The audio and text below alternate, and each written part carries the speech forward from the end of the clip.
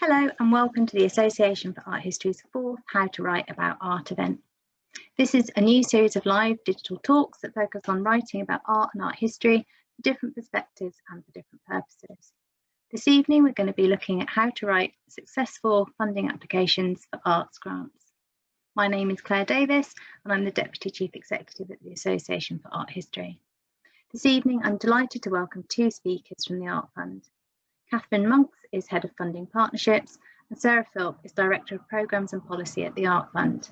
Sarah is also a trustee of the association. Catherine and Sarah have a wealth of knowledge and experience when it comes to funding applications. This evening they're going to respond to some questions and talk about how to write applications for things like projects and exhibitions. We won't this evening be covering academic funding because that's a very different thing with a very different approach. So the talk this evening will last for 20 minutes and there'll be time at the end for questions. If you'd like to ask a question, use the chat box and we'll do our best to answer questions and comments at the end. Please remain on mute and turn your video off for the duration of the talk, as this really helps with bandwidth. We are recording tonight's talk and we will make it available on YouTube afterwards. So, without further ado, I'm really pleased to welcome Catherine and Sarah. Hello, thank you very much for joining us tonight. I'm going to start by asking if you could just both tell us a bit about your job and what you do. Sure. Do you want to go first, Sarah? I'll go first. Okay. So hi, good evening, everyone. Thank you very much for inviting us to speak to you all today. So I am Sarah Philp. I am Director of Programme and Policy at ArtFund, and what that means is that I head up the team that manages all our grant making and the relationship that we have across the museums gallery sector and thinks about how we can support that sector. So this includes developing new funding programs and partnerships, managing existing ones, which is all about assessing applications and making decisions on funding, working with our board of trustees on that same process. We also advocate and lobby on behalf of the sector to policymakers and other funders, and that includes governments, obviously a major funder of the sector. And we carry out research with and on behalf of the sector, which helps in turn to shape our funding programs and the policy priorities that we pursue. So it's a rich job, and it's a really great job as well. Well, yeah, just to echo Sarah, thank you very much for having me on this evening. It's great to be here and good to see so many people joining us. My role, I guess, is quite unique, I think, to ArtFund in many ways, or certainly there are similar parallel roles at other organisations, but it's slightly different at ArtFund because, of course, we occupy a sort of dual role as both a fundraising organisation, but also a grant-giving organisation, a funder as well. So I kind of sit somewhere between Sarah's team and our development fundraising team, because essentially the relationships that I manage are those that we hold with institutional funders. So that might be trusts and foundations, some public funders as well.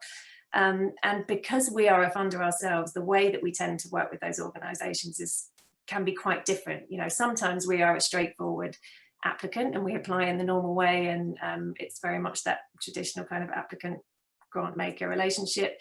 But in most cases with trusts and foundations, for example, we are working much more collaboratively and in kind of partnership, and those partnerships vary wildly. You know, we have some where decision maker scheme programs that we've developed in partnership with another foundation where decision making is entirely delegated to us and our team, and others where that kind of decision making structure is shared. So it's yeah, again, it's a really interesting role to be part of, to have a kind of foot in both teams, I guess, both the developing new programs, but also helping to find partners to bring on board to enable us to do more with those programs.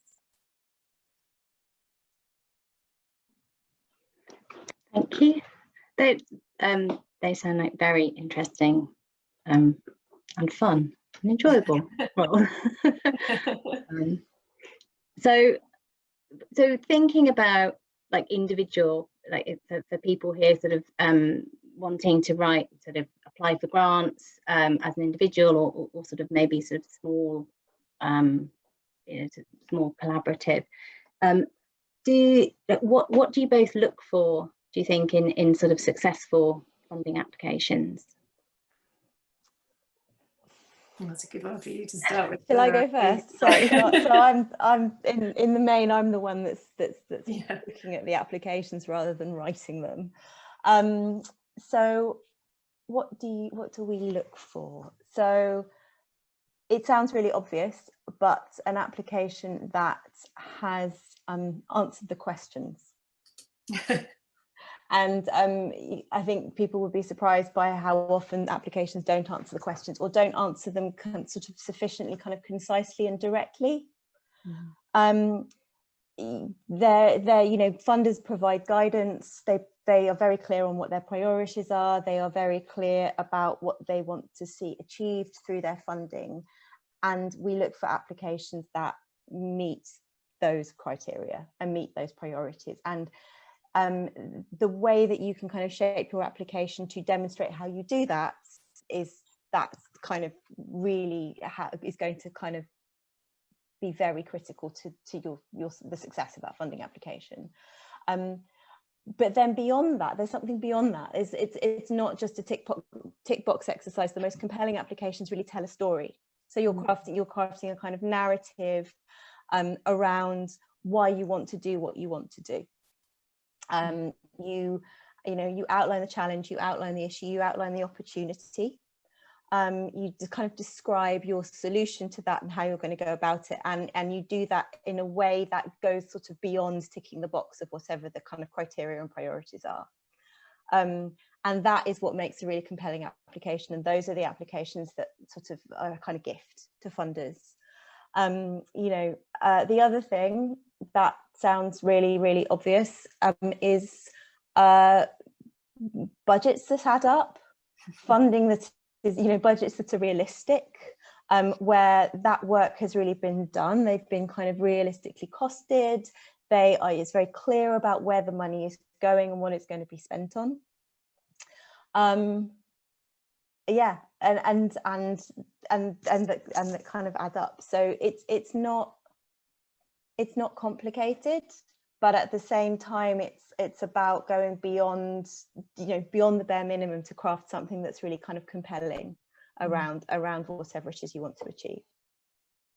I agree. I think that kind of narrative and the idea of telling a story is really important, because you really want the reader, and this is where it can be really helpful actually to get other people to read your application before you submit it, which again seems obvious, but with deadlines and things like that, it's surprising how often that doesn't happen, or you don't have time for that. But you want the funder, the reader, to be able to really understand what it is that you want to do, why you want to do it, and have that clear kind of narrative thread to what it's going to achieve, what the outcomes are going to be, what the impact is going to be if that funder invests in you and your project. I also quite often think of it a bit like a job application in many ways, that you kind of, if you were writing a job application for yourself, you would be quite systematic about, thinking about your skills and your experience and how that enables you to meet the person spec, or what, however that job is presented. And I think with funding applications, it's really similar. You want to do a lot of that thinking before the writing, and really kind of be critical about, is this the right program for you? How does what you want to do fit with what the funder wants to achieve in the world? And how can you kind of make sure that you're telling the story of how you can help deliver the funder's ambitions through your project or program? Thank you.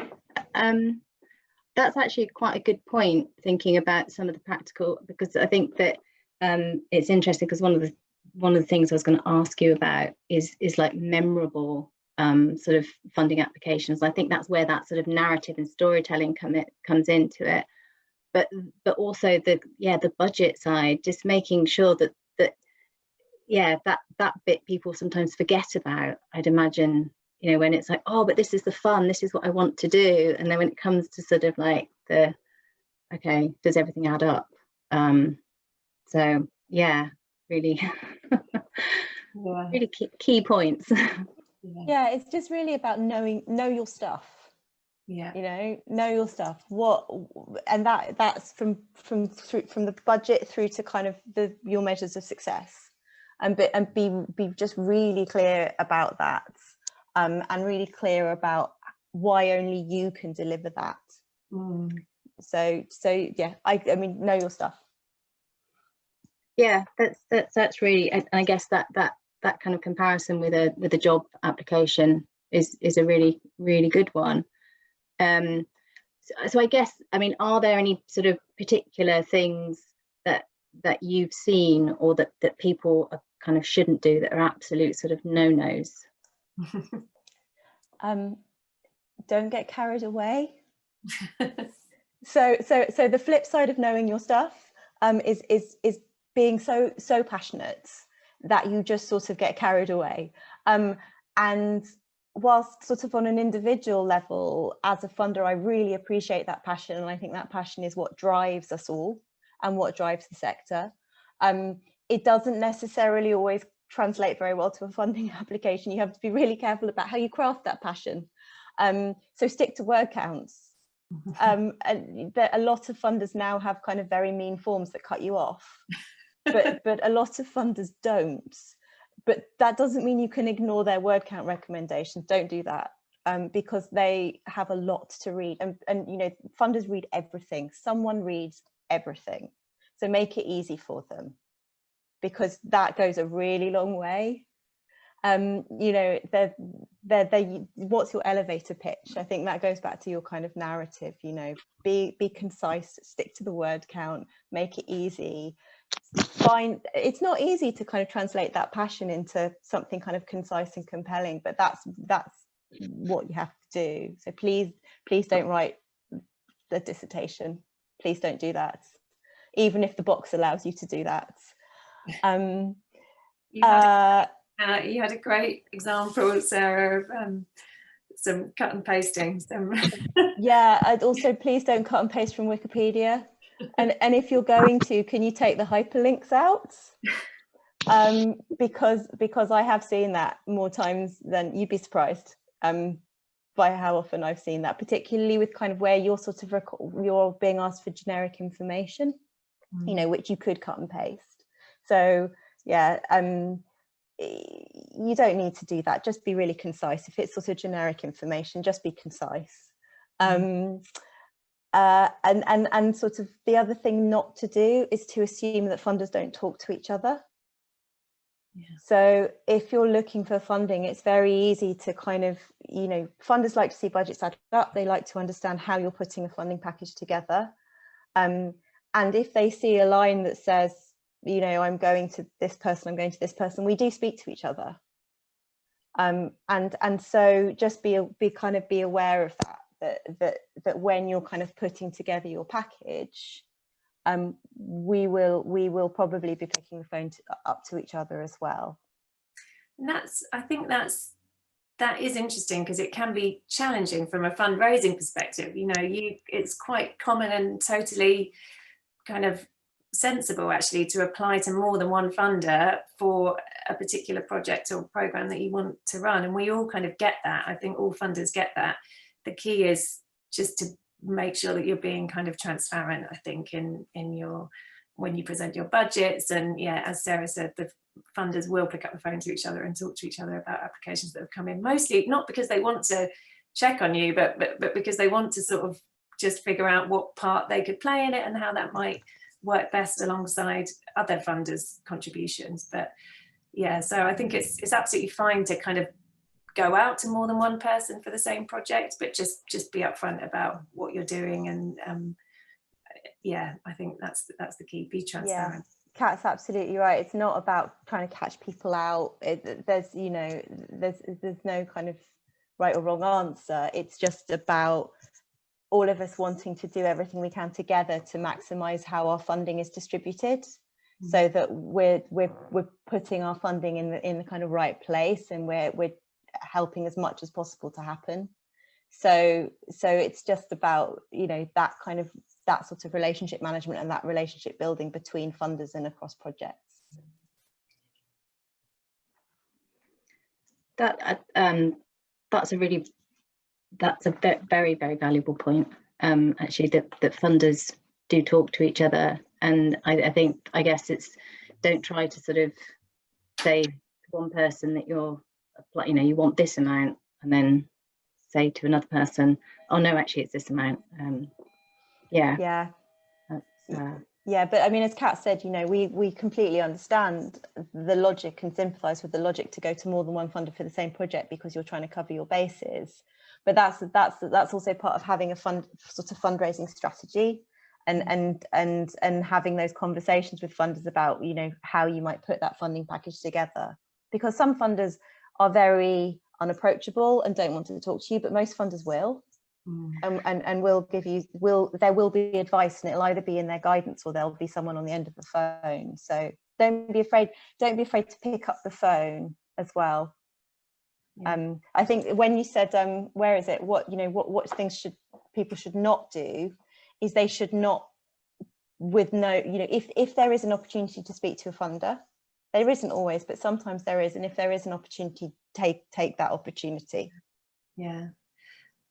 Yeah, we talked a lot about this. I mean, it's particularly with institutional funders, because it can feel a bit more transactional. I think people sometimes shy away from the kind of relationship building aspect of it, and actually it's totally invaluable to build relationships with people, with staff and trusts and foundations. The kind of level of engagement you'll get from them, they're so supportive about wanting to help you succeed. And I think it's definitely a long game, and you might not, it doesn't mean to say that you stand a better chance of getting that funding because you picked up the phone and had a conversation. But I think once you start building that relationship, you get to understand much more about how a funder works and how a funder thinks, and it really helps you plan that kind of longer term relationship with them. So even though you might not be successful the first time, you stand a much better chance of being successful at some point further down the line with that particular funder. Yeah, because most funders, we want to give our money away. That's our job. If we're not giving the money away, we're not doing our job. So we want to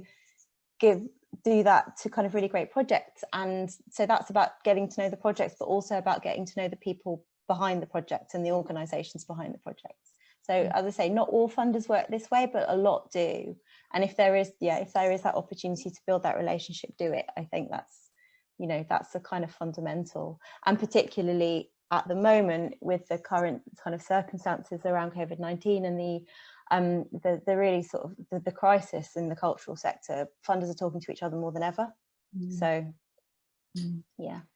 And just to follow up on that as well, where you don't have the opportunity, that is another kind of no-no, I think, where a trust or foundation, for example, does say that they don't accept unsolicited applications and they don't want inquiries, do respect that as well, because I think that can really get people's backs up if you try to circumvent when they've been quite upfront about saying that they don't want that kind of contact. Then good to just accept that. I guess that's that's a really, your point about actually funders, it's their job to give money, but also it goes back to that transparency. If funders are being transparent, respect that, but also be transparent, and that be respectful in that sense. So I guess this sort of ties in with what you're sort of talking about. How long then should somebody give, what's the time frame, do you think, for somebody kind of like starting a funding application and then submitting? I mean, it's obviously probably different for different types, but how long should somebody allow themselves? I'm going to let Kat answer this one.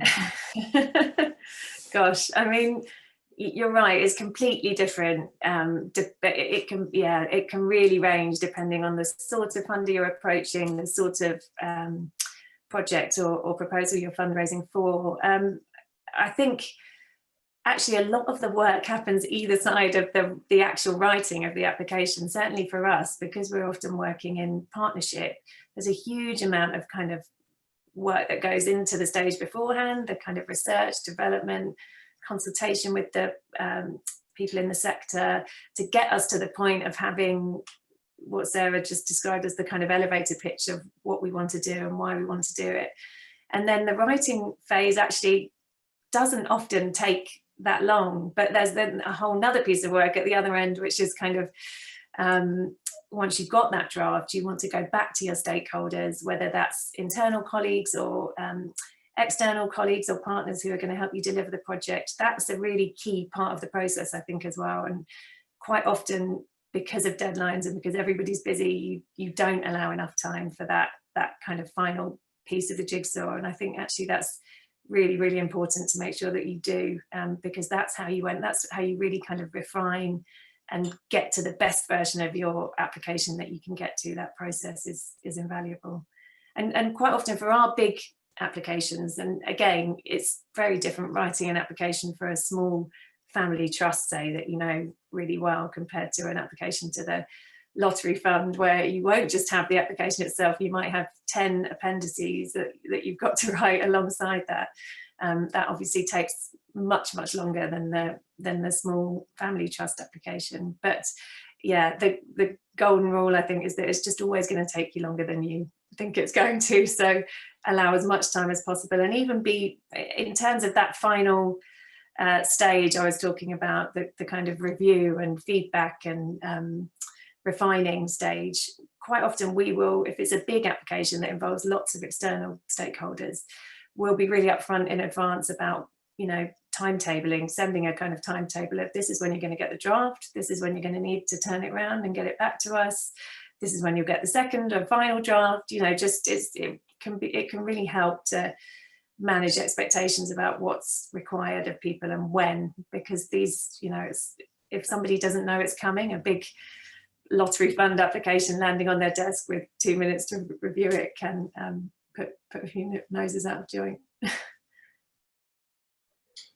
Yeah, but actually having that schedule, and I guess that's a good reason to talk to people as well and know what your strategy and know what your schedule is. And also, I guess, don't forget the evaluation bit at the end, if you know, if part of your funding is a evaluation aspect.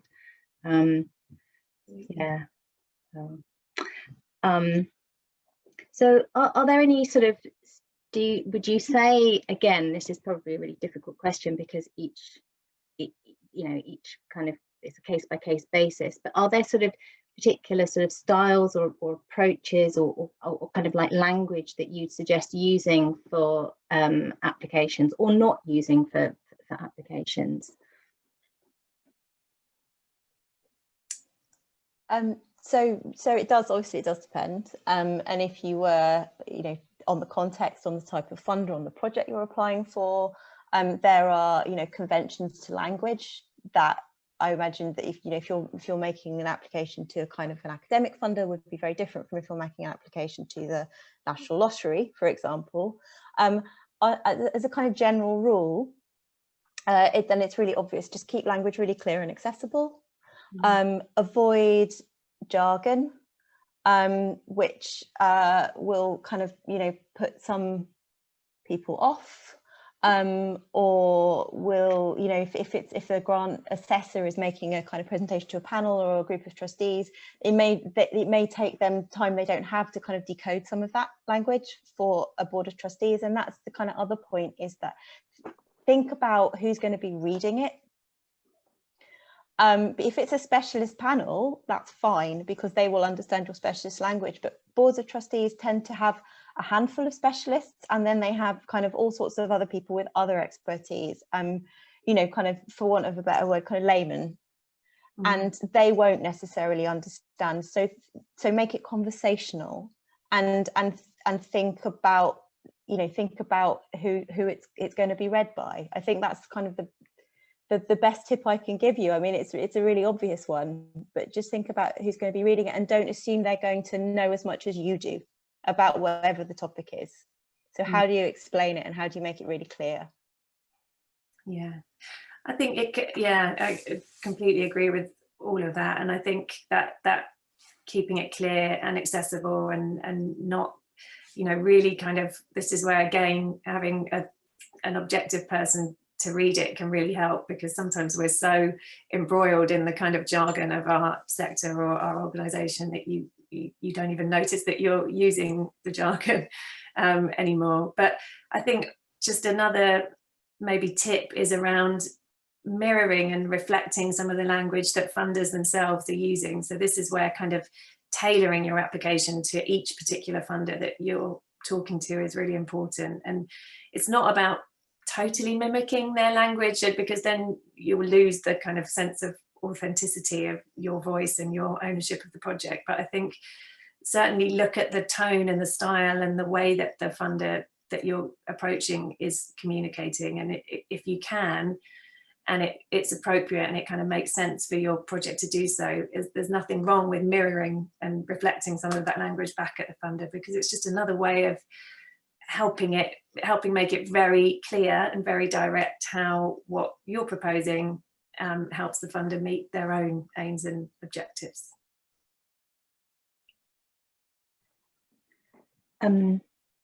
Thank you. I was going to then sort of actually, my next question to both of you, although you've actually offered many tips, would be, is if there's one sort of single thing that you would sort of say to people, you know, this is my top tip for applications, what would it be? Or would you just echo things that you've just said, because you've said so many great good things that are really top tips. So Kat and I were kind of thinking about this, and we've got 3. Oh, that's brilliant. Oh wow. Which probably like kind of sort of distill everything we've been saying. So I don't know, I like we can like take it in turns, Kat, or like because we thought we did have a really good think about this, and so I think the first tip is to be really clear about what your case for support is, as we were kind of talking at the beginning, what you want to do, what problem you want to fix, or what opportunity you want to kind of step up to meet, what you're going to do that, and what the impact is going to be. This is the kind of, you know, what is your elevator pitch? Like, what is your case for support? Can you describe it in 3 sentences? Because if you can, then you really know what it is you want to do, and have that passion, but don't let that passion carry you away. You know, don't give too much unnecessary context. Don't write 3,000 words when 500 words would do the job. And then we had one about being very transparent about costs and plans, which I think we talked about before. But then my probably most important one would be around just do your research, you know, and this is where the job application analogy is helpful as well. I think that you really need to try as far as possible. And most funders, particularly trust and foundations and public funders, you know, there's a ton of information out there about case studies of things they've funded in the past, and that's a really good source of information, actually, because they are obviously the grants that funders want to pull out as examples of things that they think have gone really well and that really demonstrate their values and what they're interested in. So mine all that information, and don't forget the kind of relationship building side of it, because that is, yeah, as I think we said before, even if it doesn't get you any further towards the funding this time, it really will stand you in good stead further down the line. Yeah, I would say that the relationship building, where you can, and you can't always, but where you can, do try and build those relationships, because it will help. You know, kind of in all aspects of your life, you know, building relationships and building communities is really important, and the same goes, I think, in terms of kind of fundraising. Also, just thinking about institutional funders, and like you were saying earlier, Sarah, about how closely connected, actually, as a result of COVID, funders are talking more to each other than they ever have before. There's also, beyond the kind of direct funding opportunity, funders are really good at finding other ways to support you in your work. You know, I see what you, Sarah, and others in the programs team do in terms of networking, connecting other organisations and individuals who are doing similar things. And so, you know, it's kind of useful for all sorts of purposes, as well as the opportunity for for funding. Yeah, we might not be able to do it, but we might know someone who can do it. Again, that's not always the case, but we like to, funders in this sector like to see things happen. Funders like to make things happen. And if we can't do that through money, we might be able to do it another way. That's a very good point. So there's a couple of questions. One from Laura is around what language to use when describing actual artworks. And I suppose this sort of does actually go back to the points that have been sort of touched upon about, you know, don't assume too much knowledge, but yeah. Wow, that's a great question. And I don't know how quite to answer that. I think it's a balance. Certainly at ArtFund, it's a balance between, you know, it's kind of sufficient sort of art historical information, and then being able to convey why an object will come to life in a kind of museum or gallery setting, like how it will be used to tell stories which sort of go beyond the more kind of academic art historical context of that work. So there's a certain amount of sort of academic language, there's a certain amount of sort of object-based sort of descriptive language, thinking about the materiality of the work, and then there's a certain amount of kind of storytelling about what stories that object might be able to tell. So I think it really depends on the kind of the ways you want to use that object and what the purpose of it is for. But in an ArtFund context, that's about kind of public engagement. So thinking very much about the impact that object will have on the public and how the public might interact with it. Yeah, I was going to say as well, I think that's, I mean, we as a funder, have I frozen? No.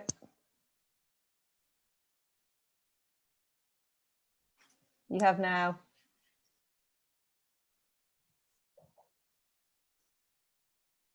Oh. All right. Should we go on to the next question? Or are you back, Kat? No. No. Back. Oh, you're back. Sorry, I froze for a minute there. you froze before you even knew you were going to freeze. That's like amazing. Oh, yeah, I was just going to echo what Sarah was saying anyway, but that actually a lot of because we accept, as a funder, accept applications for acquisitions, there's a lot more of that slightly academic style of writing perhaps in some of our acquisition applications, but even for both for us and certainly for places like the Lottery or the National Heritage Memorial Fund, even when talking about acquisitions, it's always really in the context of public benefit, so that all those things we talked about around, you know, being very clear and accessible and avoiding too academic a style, I think are really relevant. So another question is around how compromising or not compromising your application to get funding or not get funding. I have had experiences in the past when I've kind of applied funding and I have got it and haven't got it, and I made a call on how much I was willing to compromise. What are your thoughts on sort of, yeah, compromising your project over getting the funding or not getting the funding?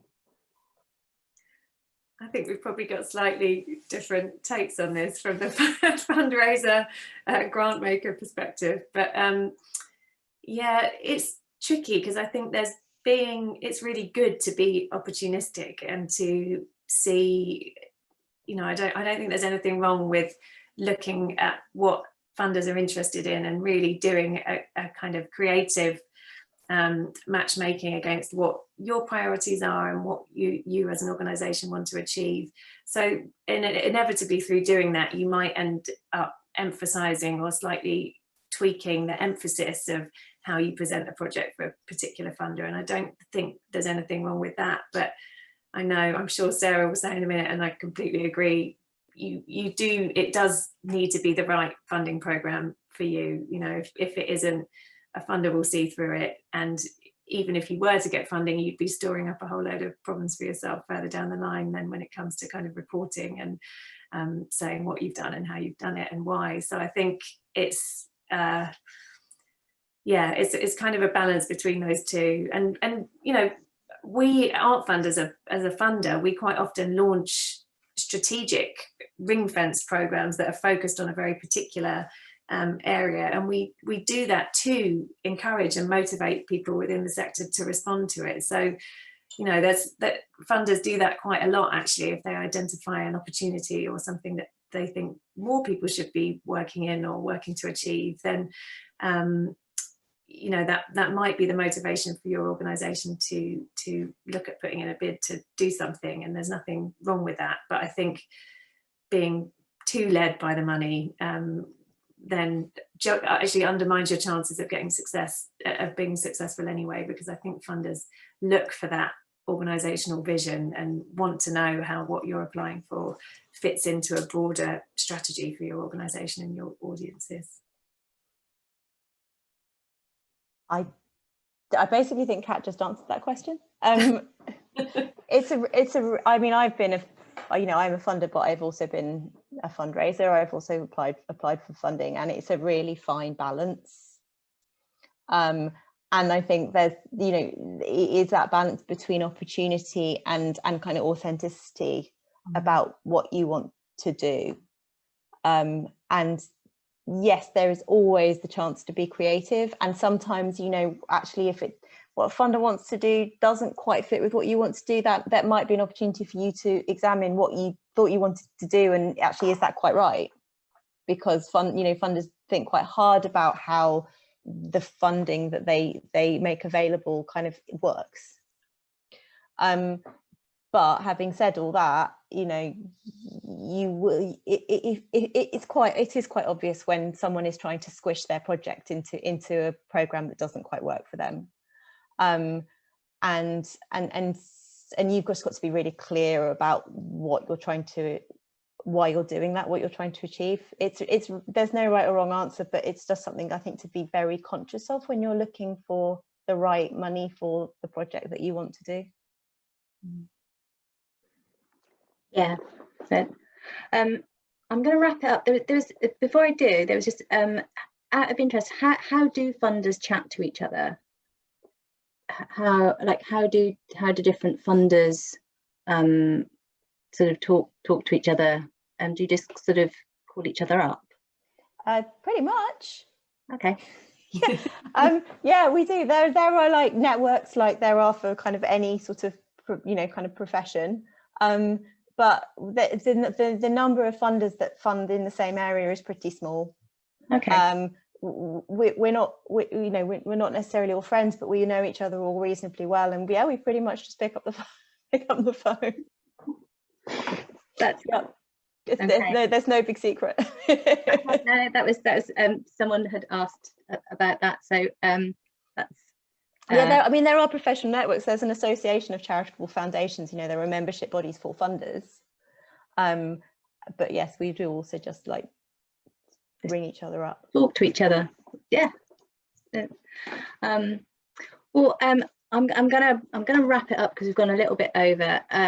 But I just wanted to say again, just it's been amazing listening to you both.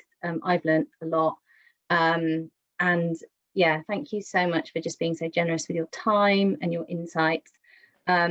You can, if you want to sort of find out more about ArtFund initiatives and grants, then check out online or follow them on social media at ArtFund. And similarly, if you want to find out about the Association for Art History's grants, we have a small grants program too. Follow us at For Art History. Yeah, just thank you all for coming, and thank you, Kat, thank you, Sarah, so much. It's been fantastic. Thank you very much for having us. Yeah. Okay, well, enjoy your evenings. So it's weird this bit because you just go, but I know. Bye everyone. Thank you. thank you. Okay, bye-bye. Bye.